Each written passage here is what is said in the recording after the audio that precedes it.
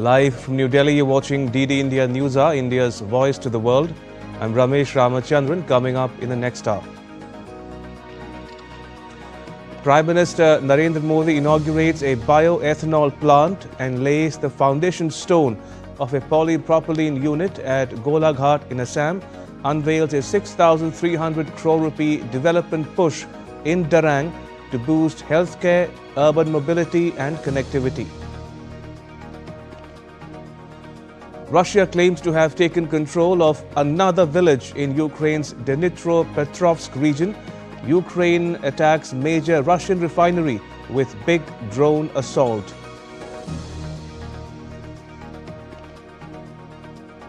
US Secretary of State Marco Rubio visits Israel as Qatar hosts an Islamic leaders summit in Doha in the wake of the Israeli attack against Hamas in the Gulf state. And Minakshi, Hooda and Jasmine Lamboria of India clinch gold medals at the World Boxing Championships.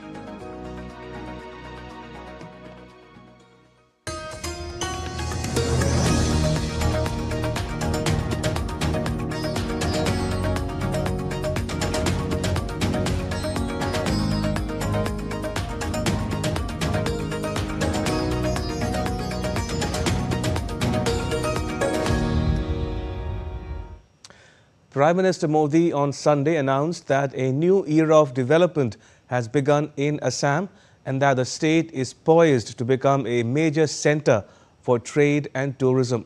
The Prime Minister visited Golaghat and Darang in Assam, where he laid the foundation stone of and inaugurated multiple projects. He inaugurated a bioethanol plant at Golaghat and laid the foundation stone of a polypropylene unit. The Prime Minister also said that a nationwide demography mission is being launched to stop illegal infiltration. Prime Minister Narendra Modi on Sunday stressed that India is making rapid strides in the field of green energy and renewable power generation. Prime Minister made these remarks after he inaugurated Assam bioethanol plant and laid the foundation stone for a polypropylene plant at Numaligarh Refinery Limited at Golaghat in Assam. Prime Minister said that India has embarked on the path of becoming self-reliant in meeting its energy needs. Prime Minister Modi affirmed that BJP-led government's focus is on ensuring that no poor person or region is left behind. BJP सरकार के विकास का एक ही मंत्र है, वो मंत्र है नागरिक देवो भव। नागरिक देवो भव यानी देश के नागरिकों को असुविधा न हो, उनको छोटी छोटी जरूरतों के लिए यहां वहां भटकना न पड़े। लंबे समय तक कांग्रेस के शासनकाल में गरीबों को तरसाया गया, ठुकराया गया, क्योंकि कांग्रेस का काम एक वर्ग के तुष्टीकरण से हो जाता था, उनको सत्ता मिल जाती थी। लेकिन बीजेपी तुष्टीकरण नहीं, संतुष्टीकरण पर जोर देती है। Earlier in the day, Prime Minister was in Darang, Assam, where he laid the foundation stone and inaugurated development works worth around 6,500 crores. The projects included Darang Medical College and Hospital and GNM School and BSc Nursing College, strengthening medical education and healthcare delivery in the region. The Guwahati Ring Road project that will enhance urban mobility, decongest traffic and improve connectivity in and around the capital city. And the Kuruva-Narengi Bridge over River Brahmaputra, improving connectivity and promoting socio-economic development in the region.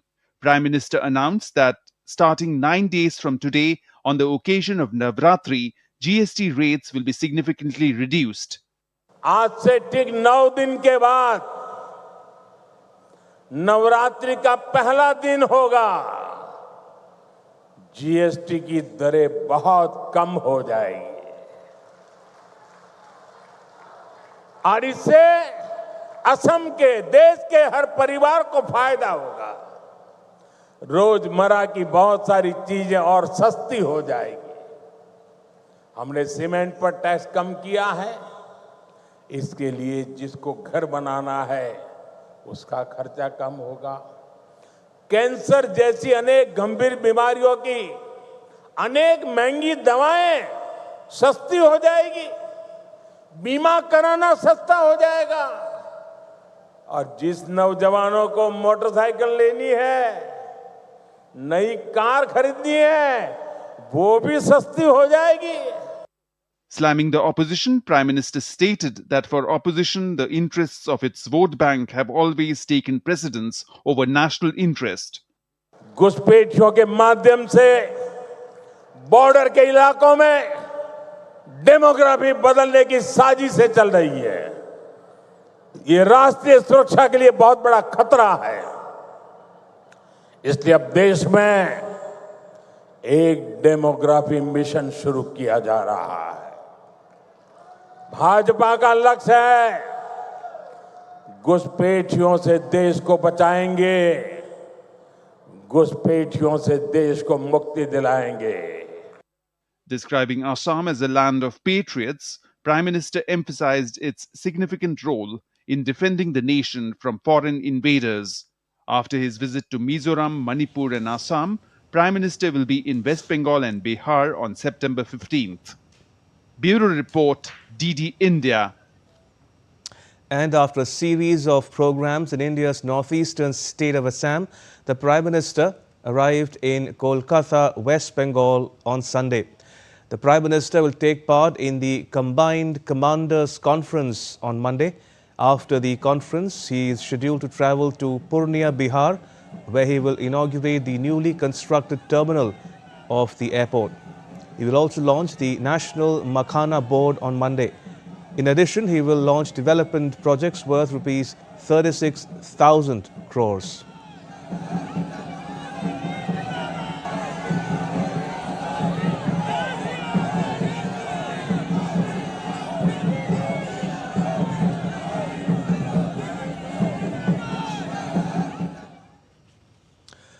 Drone incursions, cross-border strikes and military drills are all pushing the Ukraine-Russia conflict into new territory as peace talks remain stalled.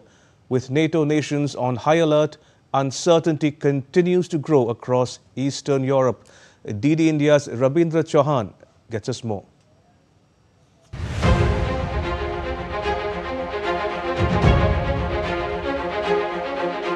With peace talks between Russia and Ukraine stalled despite US mediation, the conflict is expanding and escalating in Eastern Europe. Recent Russian drone incursions into Poland and Romania mark a new level of hostility. Both countries scrambled military aircraft in response. Romania deployed F-16s after detecting drones in its airspace, while Poland activated air defense systems and raised its alert level. Meanwhile, Russia continued joint military exercises with Belarus, firing a Zircon hypersonic missile in the Barents Sea and deploying Su-34 fighter bombers for bombing strikes.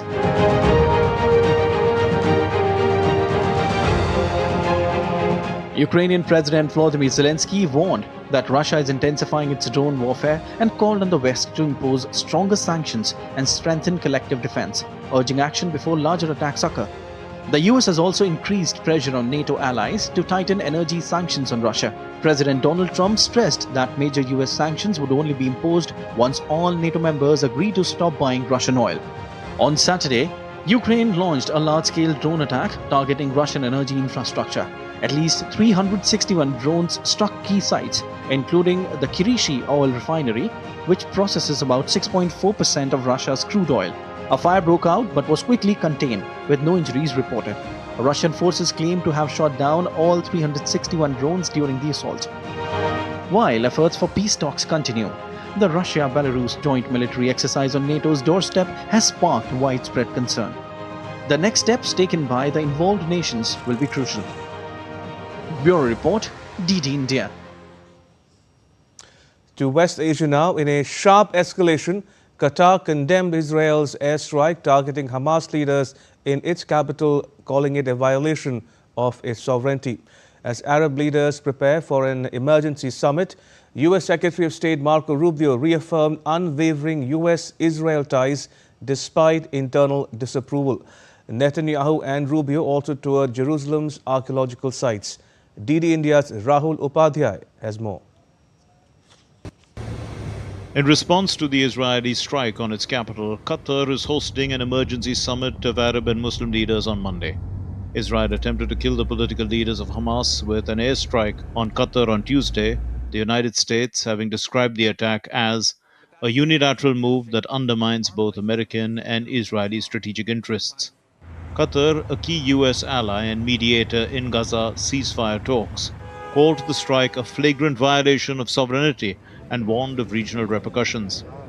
Amid the developments, US Secretary of State Marco Rubio touched down in Israel on Sunday amid tensions with fellow US allies in the Middle East over Israel's strike on Hamas leaders in Qatar and the expansion of settlements in the occupied West Bank. Despite President Trump expressing disapproval over Qatar's strike, Rubio stated that the incident will not change the nature of their relationship with the Israelis. It's not going to shake our relationship with Israel is going to remain strong. And sometimes, things happen or come up in those relationships that perhaps you're not 100% aligned with or what have you. But it's not going to change the nature of our relationship with the Israelis. But we are going to have to talk about it. Meanwhile, Israeli Prime Minister Benjamin Netanyahu visited an archaeological site seemingly beneath the Western Wall Plaza with US Secretary of State Marco Rubio and US Ambassador to Israel Huckabee. The trio toured the ancient ruins, underscoring the enduring ties between Washington and Jerusalem, even amid diplomatic turbulence. As the conflict in Gaza deepens, Israeli forces have destroyed at least 30 residential buildings in Gaza City on Sunday. The Israeli military claims the structures were being used by Hamas operatives and that civilians were warned in advance. Rahul Upadhyay's report for DD India. And staying in the region, Syria will hold its first parliamentary election in mid-September since the fall of former President Bashar al-Assad in December 2024. The move is part of the new government's effort to gain international recognition and implement economic reforms critical for Syria's reintegration into the global community. The new assembly will consist of 210 seats. A third of the members will directly be appointed by Syria's interim leader Ahmed al-Shara, while the remainder will be chosen by local electoral colleges. There are decisions that practically require a parliament, such as negotiating with Israel, changing the general policy of the state, revising cultural policies, and even integrating foreign militants into new Syrian military. To South America now, tensions escalate between Venezuela and the United States after a U.S. warship intercepted a Venezuelan fishing vessel. Caracas condemned the act as illegal and hostile. As military drills intensify nationwide, President Nicolas Maduro warns citizens to prepare for possible armed struggle. DD India's Adamya Mishra reports. The Venezuelan government shared a video captured from a fishing vessel that was intercepted, boarded, and occupied by a U.S. warship in the waters of the South American country's special economic zone. Venezuelan Foreign Minister Ivan Hill highlighted that the harmless tuna fishing vessel was boarded in an illegal and hostile manner and that it was crewed by 9 humble fishermen. A Venezuelan tuna fishing vessel, Carmen Rosa, the one we see here, a long-line vessel that works the Venezuelan Caribbean Sea, authorized by our Ministry of Fisheries with 9 humble fishermen on board, was in a hostile manner boarded by a unit of the United States Navy, a military unit, a frigate, a missile destroyer, the one we see here, the missile destroyer Jason Dunham, hull number DDG-109, equipped with significant weaponry, missiles, personnel, military troops and soldiers, and officers carrying long guns. Venezuelan civilians received training in the use of firearms on Saturday as part of President Nicolas Maduro's defense strategy amid rising tensions with the United States. The training kicked off at 312 barracks across the country following a recruitment call by Maduro. Today we are participating in a civilian military training exercise following our President Nicolas Maduro's instructions. In this civilian military union, we seek to consolidate our knowledge of the defense of our country for what is to come so that integral defense is secured. President Maduro had earlier called on citizens to brace for a possible call to an armed struggle to defend sovereignty and peace if necessary. Que pudiera pronunciar estas palabras. The third task is to define with our people the steps to be ready, with quality and swiftly, to move according to the country's strategy, to armed struggle to defend sovereignty and peace. It's that simple. How can I get ready on a particular street? How can we get ready in a particular community? There are 260,000 streets, and I must say that sooner rather later, in the coming weeks, we must be ready in the 260,000 streets to move to armed struggle wherever it's needed. National, regional, and local armed struggle according to the level of aggression of imperialism and the level of craziness of imperialism. The face-off between US and Venezuela started with the US attacking alleged Venezuelan drug cartels in which 11 people were killed. The people who died were reported as innocent by the Venezuelan government. After coming to power for the second time, the Trump administration has declared a military campaign against Venezuelan drug cartels, claiming that cocaine smuggling by narco-terrorists poses an imminent threat to the United States. Adhamya Mishra's report for DD India. Still to come on DD India Newshour. The US and China delegations arrive for talks in Spain on trade irritants, including a deadline for China-based ByteDance to divest the US assets of TikTok. Prince Andrew of the UK needs to be fully investigated, says the brother of Virginia Giuffre, one of the most prominent and vocal accusers of child sex offender Jeffrey Epstein. And new Nepal Prime Minister vows to follow protesters' demands to end corruption.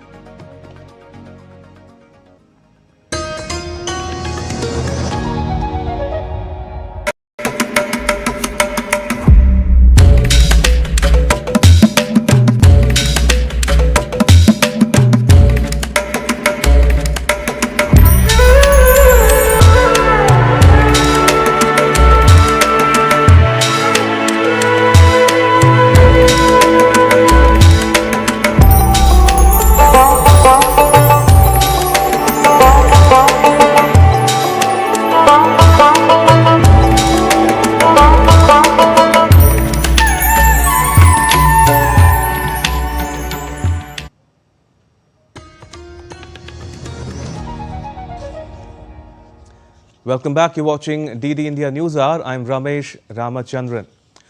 U.S. Treasury Secretary Scott Bessent and Chinese Vice Premier He Lifeng met in Madrid on Sunday for trade talks hosted at the Santa Cruz Palace, where they were welcomed by Spain's Foreign Minister Jose Manuel Alvarez. The discussions, also involving U.S. Trade Representative Jamieson Greer and China's top trade negotiator Li Chengkang, focused on long-standing trade disputes, Washington, D.C.'s push for allied tariffs on China over Russian oil purchases, and the incoming U.S. divestiture deadline for TikTok.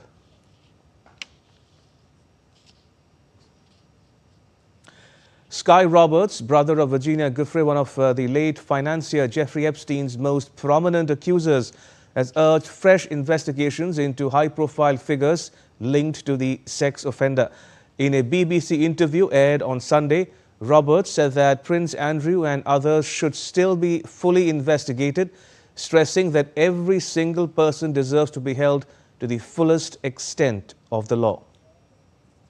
It doesn't matter if it's a royal family member or a president or a prince or a large banking institution or a lawyer. Every single person deserves to be held to the fullest extent of the law. And I don't feel personally like they've done that. I don't feel like Prince Andrew has gotten enough from this, right? I mean, of course he's been stripped of, all of these different things and publicly shamed in certain ways, but that's not enough. It's time we put every single person, whether you're a royal, Prince Andrew, you need to be fully investigated, and if it is found that you had any participation, you need to be put behind bars for the rest of your life. A top U.S. diplomat expressed regret on Sunday over an immigration raid in the state of Georgia that detained hundreds of South Korean workers and proposed making the event a turning point to strengthen bilateral relations. South Korea's foreign ministry said in a statement that in a meeting in Seoul, first Vice Foreign Minister Park Hyun-joo urged visiting U.S. Deputy Secretary of State Christopher Landau to push forward bilateral discussions on follow-up measures, including a new visa category. Landau called for Washington, D.C. and Seoul to speed up working-level consultations to ensure the issuance of visas commensurate with the contributions of South Korean workers. U.S. officials held talks with the authorities in Kabul over American nationals held in Afghanistan as the White House pushes to free citizens it sees as wrongly detained abroad. Adam Boehler, who is President Trump's special envoy for hostage response, and Zalmay Khalilzad, a former special envoy for Afghanistan, met the Taliban Foreign Minister Amir Khan Muttaqi. Both sides will continue talks in future, particularly regarding citizens imprisoned in each other's countries. The US and Afghanistan did not immediately respond to requests for comment.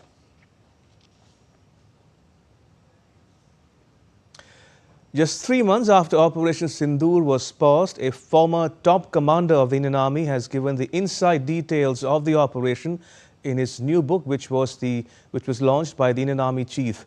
DD India's Nandita Dagar caught up with Lieutenant General Tiny Dillon, retired. Take a listen.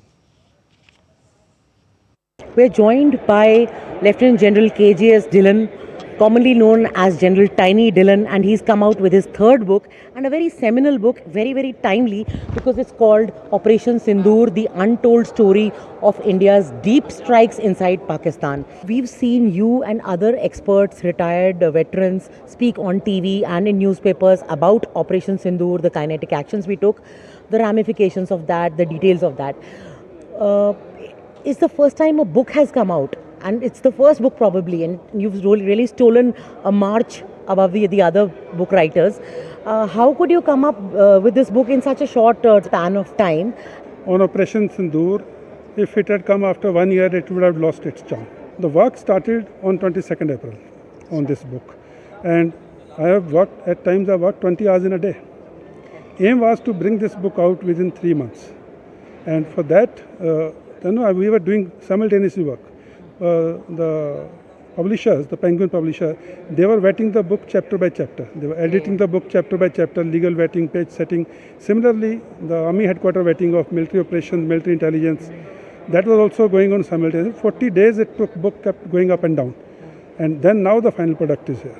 This is your third book, and obviously you're a very known, renowned, authoritative voice on all matters military.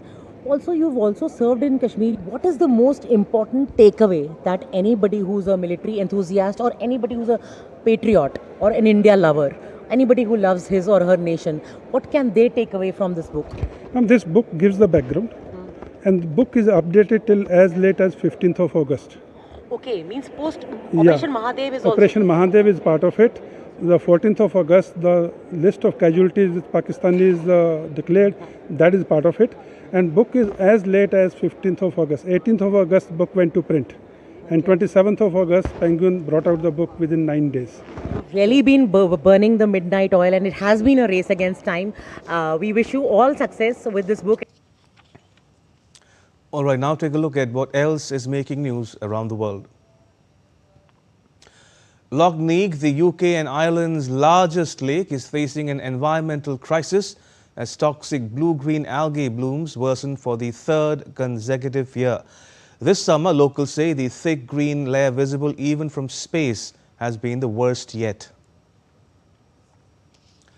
St. Peter's Square was lit up for Grace for the World, a free mega concert celebrating the Vatican's Jubilee 2025 and the World Meeting on Human Fraternity. The night ended with a dazzling drone show by Nova Sky Stories. 50 couples from around the world tied the knot at iconic cultural landmarks across Denmark during the annual Golden Days Festival in September. This year's festival, themed Love, featured 10 venues. The festival's 50 ceremonies across 10 venues accommodated 12,000 guests. The Golden Days Festival is held annually every September in Denmark. Still to come on DD India Newshour. An expert take on the Ukraine-Russia conflict as Moscow and Kyiv keep up attacks on each other. Defence Minister Rajnath Singh approves a new defence procurement manual. And RSS Chief Mohan Bhagwat and Madhya Pradesh Chief Minister Mohan Yadav attend Minister Prahlad Patel's book launch.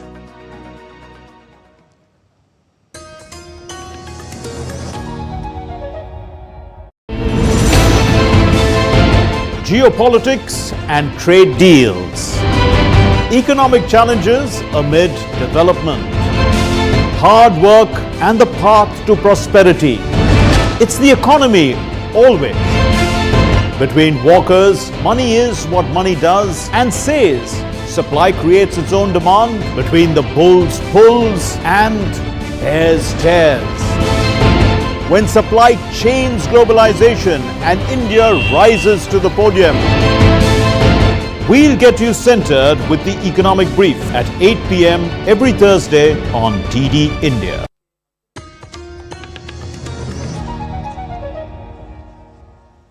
Welcome back. You're watching DD India News Hour. I'm Ramesh Ramachandran. A quick recap of the headlines.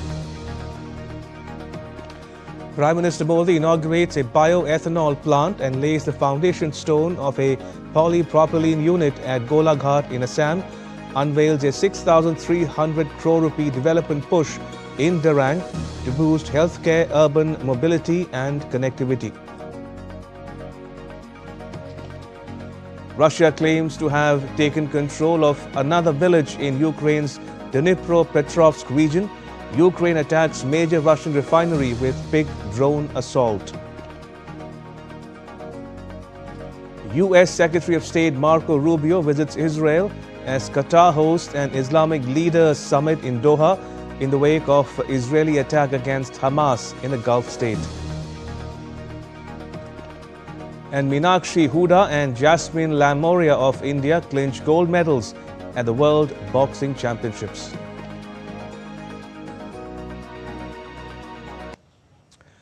All right, joining us with more on the Ukraine-Russia conflict is Mr. Ravi Joshi. Mr. Joshi is a visiting fellow at the Observer Research Foundation. It's a privately held think tank headquartered in New Delhi. Mr. Joshi, welcome to DD India News Hour. Thank you, for the Ramesh. first time in the last 3 odd years, Mr. Joshi, is the Ukraine-Russia conflict spilling over into NATO territory? Yes, actually, the developments since September 10th and September 12th indicate a definite escalation of the Russia-Ukraine war into Poland and partly in Romania. Let me start with Poland. Actually, about 19 drones, Russian drones, entered into Polish territory and carried out some random attacks. Okay, and they were, of course, they were immediately pushed out, and 4 of them were shot down by jet fighters, F2 F-16s from Poland and 1 F-35 from Dutch and 1 Eurojet fighter from Germany got into action and shot down 4 of them, and rest were pushed out. So the damage to Poland was not much, but this is a definite sign of escalation. And that means now, Poland has every right to activate Article 4 and 5 of the NATO Charter, which means that under Article 4, a member country can call for consultations with all the other members, saying that its political independence, security, and territorial integrity has been violated by an enemy country. Now, once this consultation starts, this will also kick into action Article 5, which says that there should be collective defense of a member, that if any member of the NATO is attacked, it is considered as an attack on entire NATO. So now Article 5 will kick into action, but that has not happened so far. See, President Donald Tusk of Poland has already notified the NATO Security Council that some kind of a territorial violation has taken place. Now, the most important person in the entire drama is President Trump. though NATO has got about 35 countries, it is US which matters most, and it's President Trump who is the single most important player. And he has already said that this is probably a mistaken entry, and he has downplayed the entire thing, which has sent shockwaves to Poland. Now, that is an indication of Trump not actively issuing any instructions to NATO to join the attack or join the war, or and also saying that he has now, before this happened, he had actually said that I'm going to impose more sanctions, tighter sanctions on Russia, and I'm asking all the European countries to stop the purchase of Russian oil and gas. So he had already said, prepared himself and Europe, and European countries had agreed to do that. Now, he is not willing to go beyond sanctions. That is what appears to be the case. Right. And so I don't see the escalation actually going into a real war-like situation with NATO. Mr. Joshi, since you refer to Romania and Poland, now Romania is the second NATO country after Poland to report Russian drone in its airspace. Now, are these airspace violations by design or by default? I mean, who do you believe? Because Russia, for one, denies its involvement. It may deny involvement, but the facts are very clear. Okay. These drones have come from Russia, and what is happening is Russia is testing the waters. It is pushing the envelope and seeing how far Trump will go, or how far Trump will continue to contain Russian actions and not initiate any kinetic action against Russia. So, but this is definitely sending a danger signal to the Eastern European countries, which have always feared Russian aggression and Russian expansion. Okay, so the situation is very fragile. It is a dangerous situation, and it is definitely an escalation. Now the battlefield is escalating from Ukraine to Ukraine's neighboring countries. And on the back of this is the Russia-Belarus military exercise, which has been going on since September 12th. It is called Zapad 2025. Zapad means West. So this military exercise takes place every 4 years. It has been taking place every 4 years since 2009. Nothing very unusual about it. And in fact, the most unusual thing actually happened in 2021 when a similar exercise had about 100,000 soldiers, and it led to the invasion of Ukraine in February 2022. So from that, the Western allies are naturally worried and are feeling that this could lead to this military drill could lead to an extension of the war into either Poland or Romania or one of the NATO countries. Now, the serious analysts within the NATO have said that this exercise actually is no threat. It has only got about 13,000 soldiers, and Russia cannot actually invade any other country besides Ukraine because it is so strangled in the Ukraine war that it cannot withdraw its troops from Ukraine and deploy them elsewhere. So the serious admirals and Air Force and military generals are not worried about this. But the public perception is that this is an escalation of Russia's aggression. Mr. Joshi, you're using words such as fragile and escalation, which brings me to a related question, which everybody wants to know tonight as we speak. What would be the implications of the conflict spilling over into NATO territory for all the parties involved? Ukraine, Russia, the US, and the EU. You see, Ramesh, the entire thing depends upon how President Trump reacts. Okay. He's the key player. And I do not see President Trump actually signaling a military reaction to Russia's extension of the aggression in the Eastern European sector. Now, I also don't feel that President Putin is now seriously contemplating any kind of a military action in countries other than Ukraine. Okay. I simply, I don't see that at all happening.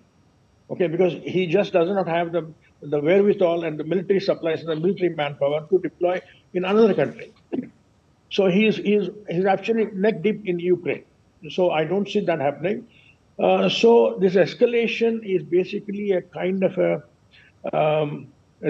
threat, as an indication to the NATO member countries that to actually implement what you have been saying, that we will send our troops, our air force, and our naval ships to defend Ukraine, then you should be ready for Russia's reaction, military reaction.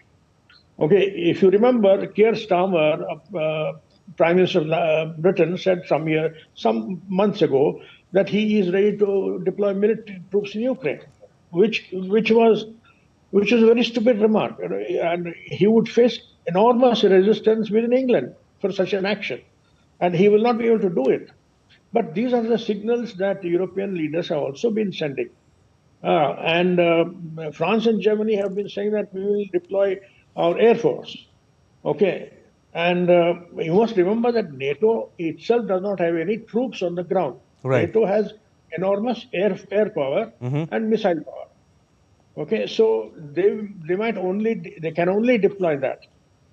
So it is now. I find this basically a kind of a drama that is being staged, which is not lead to any serious kinetic action in the Eastern European front.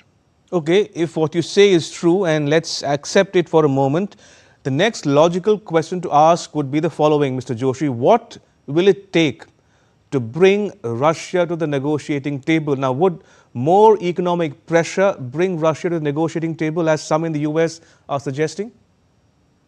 Yes, that is a very good question. If you remember the Alaska summit, which happened in August 15, President Trump and Putin, President Trump had actually gone with the points that Zelensky had given him. Basically, first and foremost, agree for a ceasefire. Okay, right. Then we can have a peace negotiations. And President Putin outright rejected this offer of a ceasefire, and he told President Trump that I don't accept ceasefire. I will go for a direct peace negotiations. Right. Okay. So, which actually meant that he was trying to gain more time to gain more territory, and that's what is happening right now. Okay, and President Trump, after that unsuccessful meeting in Alaska, went back to White House, then called Zelensky to White House, and Zelensky went along with the Prime Minister Keir Starmer of Britain, and Macron of France, and German Chancellor. All these three people went along with Zelensky to plead with Trump that we must now come to Ukraine's defense. So, but President Trump did not agree to that. President Trump said that I'll bring both Putin and Zelensky to the negotiating table, and I'll myself mediate. There will be tripartite negotiations to bring Russia and Ukraine to the peace table, and that has not happened. What is important is to see that President Trump is repeatedly failing in his attempts to persuade Putin, and Putin is actually giving him a long rope, and he's not even making any promises that he will stop the war, and the war is continuing every day. And now the new target is Pokrovsk in Donetsk region. So the war is going on there, and at least about 1,000 people are dying every day in the war. Right. Both sides. So this seems to be quite a stalemate, actually. Indeed. And one quick question before we wrap up, Mr. Joshi. If, as you say, Putin is stalling, the ceasefire is not happening anytime soon, in such circumstance, how should New Delhi navigate the pulls and pressures that come with these relationships? Should it stay the course or change tack? Well, New Delhi is already under enormous pressure because of the secondary sanctions President Trump has imposed on India purchasing the Russian discounted oil. Right.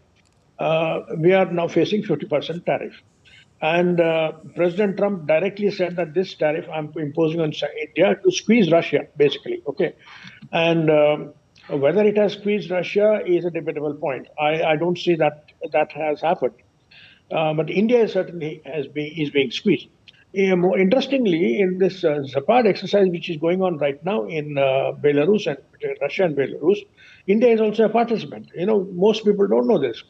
India, Iran, and Tajikistan, and some more countries Bangladesh are participants in this Zapad 25 exercise.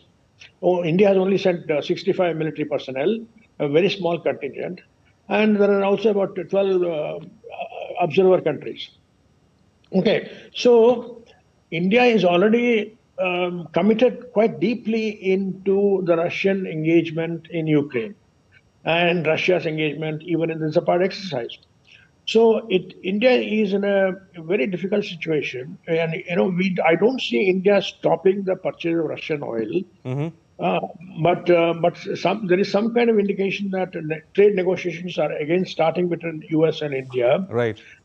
And how that will pan out is to be seen. I really do not know whether Prime Minister Modi will agree to stop the purchase of Russian oil, or will he yield to the pressure from US to open up our agriculture, our dairy sector. All these things are at stake. So it's a very difficult line that we are Indeed, right damned now. if you do, damned if you don't. It's a very tricky situation that New Delhi finds itself in. All right, on that note, Mr. Joshi, thank you for joining us and sharing your perspectives with our viewers in India and around the world. Thank you for your time. Much appreciated. Thank you, Ramesh. Right, moving on to some other news we are tracking here on DD India Newshour in a major reform initiative to streamline, simplify, enable and rationalize the revenue procurement process in the Ministry of Defence. Defence Minister Rajnath Singh has approved a new Defence Procurement Manual. The budget for revenue procurement in Budget Estimate 2025 is about 1 lakh crore rupees. In a major thrust to self-reliance, the manual will expedite revenue procurement for the services, enable Indian industry, including startups and MSMEs. Working capital issues faced by industries have been eased by providing supportive financing options and relaxing unnecessary penalties. Research and development by industry, academia and defence public sector units will get boost and support with several enabling provisions. And now take a look at what else is making news in India. RSS Chief Mohan Bhagwat and Madhya Pradesh Chief Minister Mohan Yadav attended the launch of Prahlad Patel's book written on Narmada Parikrama at Indore on Sunday. Addressing the gathering, the RSS chief said India is moving forward on the path of development by proving everyone's predictions wrong. Himachal Pradesh's devastating monsoon season has claimed 404 lives since 20th of June, with the State Disaster Management Authority on Sunday confirming that 229 deaths were caused by rain-related incidents such as landslides, flash flood, drowning and house collapse, while another 175 people have lost their lives in road accidents.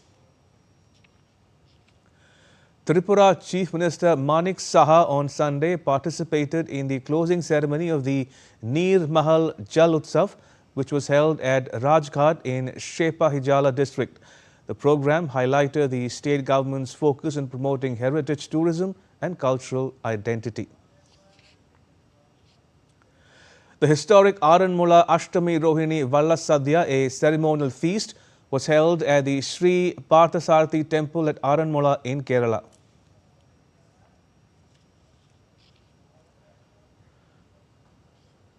Gujarat Chief Minister Bhupendra Patel completed his 4-year tenure of governance in the state on Saturday. During this period, he has consistently carried forward Gujarat's development journey initiated by Prime Minister Narendra Modi. In a landmark announcement that could reshape India's tax landscape, Finance Minister Nirmala Sitharaman unveiled a sweeping reform of the goods and services tax structure during a conclave held in Chennai on Sunday. Emphasizing the government's commitment to easing the tax burden, the minister highlighted that GST rates on nearly 90% of items previously taxed at 18% have now been reduced to 5% or entirely exempted. Now, this reform is intended to ease the tax burden on essential consumer goods, offering significant relief to ordinary households. And here are some more reactions to GST reforms in health and medicine. The health and pharma industry has by and large welcomed these reforms. We congratulate the Honorable Prime Minister for this forward-looking, real-time initiative that India, the industry and patients needed. If you look at a few areas wherein diagnostics, wherein life-saving devices, even pharmaceutical and other areas of insurance, everywhere there has been a huge reduction from 5% to even 0%. GST reforms are extraordinary and they are going to benefit every section of the society, especially downtrodden patients or the patient who even belong to middle class but are on the regular medications. We have three categories at present, mostly drugs falling under 18% GST, 12% GST and 5% GST. And some other life-saving anti-cancer and other emergency medicines, they are being exempted totally from GST. The advantages of lower GST or the nil GST on the premiums is the costs will go down and the health insurance can be affordable to the lower middle class and the middle class throughout the nation. This will reduce the burden on the public hospitals, the public general hospitals now because more and more people can go to the private sector hospitals for the better treatment. I really appreciate the government of India for doing this job. And Home Minister Amit Shah on Sunday inaugurated India's largest and most modern sports complex at Naranpura in Ahmedabad. The facility, equipped to host national and international sporting events, was inaugurated in the presence of Gujarat Chief Minister Bhupendra Patel and Sports Minister Mansukh Mandavia. Built at a cost of 825 crore rupees, the complex features world-class aquatic complex and state-of-the-art facilities for indoor and outdoor sports, along with training and residential amenities for athletes. Beyalu Ramalingam Karthik, who is the founder of the HONC Gas, a clean energy company, shared views on his company's new hydrogen fuel, which is made entirely from purified water. Today, urgent energy needs the innovative solutions named HON Gas. Is the world's first patent green hydrogen fuel produced entirely from purified water. Following 18 years of research and global patenting, unlike conventional hydrogen fuel, HON Gas delivers powerful energy and combustion efficiently across a broad range 100 degrees Celsius to 2800 degrees Celsius, making it ideal for domestic, commercial and heavy industrial applications. Home Minister Amit Shah greeted people on Hindi Day on Sunday and called Hindi a language of national unity. In his video message, the minister said Hindi is a priceless gem of linguistic unity. It's moving forward by taking all languages along with it. External Affairs Minister S. Jaishankar extended his greetings on Hindi Day too. He wrote on X, and I quote, "Heartfelt greetings on Hindi Divas. Hindi is an important aspect of the growing global interest in our culture and traditions. Special congratulations to all linguists and Hindi enthusiasts engaged in the promotion and propagation of the Hindi language worldwide." Unquote. To sports news now, Minakshi Hooda became the second Indian boxer to win a gold medal at the World Boxing Championships in Liverpool on Sunday in the women's 48 kg final. The 24-year-old beat Kazakhstan's Nazim Kaizai, who had won bronze at the Paris Olympics 4-1 in the rematch of June-July World Cup final in Astana, where the local boxer had prevailed. And earlier, Jasmine Lamboria clinched the gold, while Nupur Sharon and Pooja Rani claimed silver and bronze medals at the World Boxing Championships. The 24-year-old boxer beat Paris Olympic silver medalist Julia Zeremeta by a 4-1 margin in the 57 kg category final to secure top podium finish in Liverpool. Jasmine, a Commonwealth Games medalist, lagged behind in the first round but bounced back in the second to overcome the Polish boxer. Adding to India's glory, Nupur Sheoran claimed silver in the women's 80 kg plus division, while Pooja Rani signed off with a bronze. And Prime Minister Modi has congratulated Jasmine Lamboria in a message on X. He said, "Congratulations to Jasmine for her triumph at the World Boxing Championships in the 57 kg weight category. Her stupendous performance will inspire countless athletes in the times to come. Best wishes for her future endeavours." PM Modi also congratulated Minakshi. He said, "Proud of Minakshi on her outstanding performance at the World Boxing Championships in Liverpool. She brings home the gold medal in the 48 kg category. Her success and determination are very motivating for Indian athletes. Wishing her the very best for her upcoming endeavour." India squandered a golden opportunity to return with 2 titles as both Lakshya Sen and the men's doubles pair of Satvik Sairaj Rankireddy and Chirag Shetty signed off with runner-up finishes at the Hong Kong Open Super 500 on Sunday. Sen went down in straight games against China's Li Shifeng 15-21, 12-21 in just 45 minutes. This was Lakshya Sen's first final since the Syed Modi Super 300 last November, but his wait for a Super 500 title since 2023 Canada Open continued. The opening ceremony of the much-awaited Artist Event Cricket League took place in New Delhi on Saturday. Lawmaker Manoj Tiwari said that the mission of Prime Minister Narendra Modi is to connect every citizen of the country to sports. आपने influencers को game से जोड़ा है। देश के प्रत्येक व्यक्ति को खेल से जुड़े, ये हमारे देश के प्रधानमंत्री का एक बहुत बड़ा अभियान है। उसमें जो लोग शाम को चाहे सिंगर हो, एक्टर हो, बहुत बड़ा इन्फ्लुएंसर हो, वो शाम को कहीं और क्लब व्लब में जाने की जगह ग्राउंड में आए, हमारी ये कोशिश है एंड AECL ने इसको कर दिखाया है। हम सभी खिलाड़ियों को जो इसमें खेल रहे हैं उनको सैल्यूट करते हैं। हमारा AECL सीजन 7 बहुत बड़ा हो, इसकी शुभकामना करते हैं। And that's all for this edition of DD India Newshour. You can get the latest news and updates on the DD India mobile app. It's available on both Android and iOS platforms. You may wish to scan the QR code that is now on the screen to download it. And we'll be back with more news as it breaks here on DD India. I'm Ramesh Ramachandran.